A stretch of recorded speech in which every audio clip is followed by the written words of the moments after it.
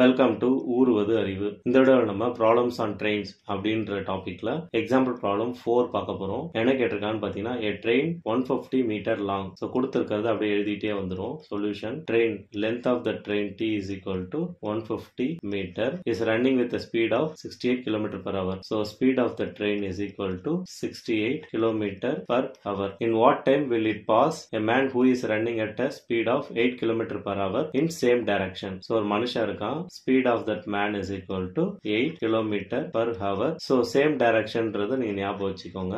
இது வந்து நம்மளுக்கு கால்குலேஷனுக்கு யூஸ்ஃபுல்லா இருக்கும். ஸோ இப்போ என்ன கேட்கறாங்கன்னா, டைம் கேட்கறாங்க. in what time will it pass னா time taken to cross each other அப்படின்னு நம்ம எடுத்துக்கலாம். ஓகேங்களா? அதாவது ஒரு ட்ரெயின் இருக்கு, ஒரு மனுஷன் இருக்கான், இந்த மனுஷனும் இந்த டைரக்ஷன்ல போறான், ட்ரெயினும் அதே டைரக்ஷன்ல போகுது. ஸோ இந்த ட்ரெயின் இவர் டச் பண்ணிட்டு திருப்பி ஃபுல்லா இந்த லென்த் ஃபுல்லா கிராஸ் ஆகிறதுக்கு எவ்வளவு டைம் எடுத்துக்குதுன்னு கேட்கறாங்க. So t is equal to எவ்வளவு அப்படின்னு கேட்கறாங்க. ஸோ நம்மளுக்கு தெரியும் time taken is equal to distance by speed. So distance நம்மளுக்கு தெரியும், மனுஷனுக்கு லென்த் கிடையாது, அதனால ட்ரெயினோட லென்த் தான் distance. d is equal to length of the train 150 meter. ஓகேங்களா? ஸோ டிவைடட் பை ஸ்பீடு வந்து சேம் டைரக்ஷன்றதுனால speed of the train minus speed of the man. அது எப்படின்னு நீங்க புரிஞ்சுக்கிறதுன்னு பாத்தீங்கன்னா, இப்போ சப்போஸ் இப்படி ஒரு கார் வருது, இப்படி ஒரு கார் வருதுன்னா ரெண்டுமே ஆப்போசிட் டைரக்ஷன்ல போகும்போது இதை ஒண்ணுத்துக்கு ஒண்ணு வேகமா கிராஸ் பண்ணிடும். அதுவே சேம் டைரக்ஷன்ல போகும்போது இவர் இதை கிராஸ் பண்றதுக்கு கொஞ்சம் டைம் எடுத்துக்கும். இதான் கான்செப்ட்.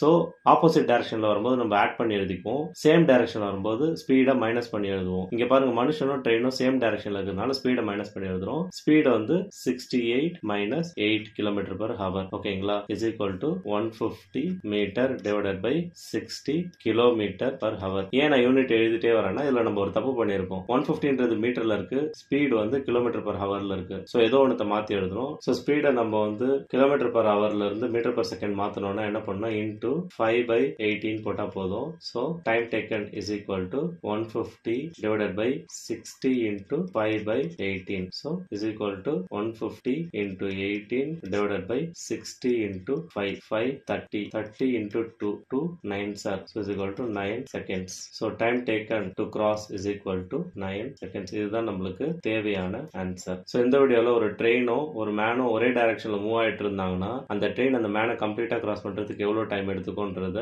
எப்படி கண்டுபிடிக்கிறதுன்னு தெரிஞ்சுக்கிட்டோம். உங்களுக்கு யூஸ்ஃபுல்லா இருந்திருக்கும்னு நம்புறேன். நன்றி.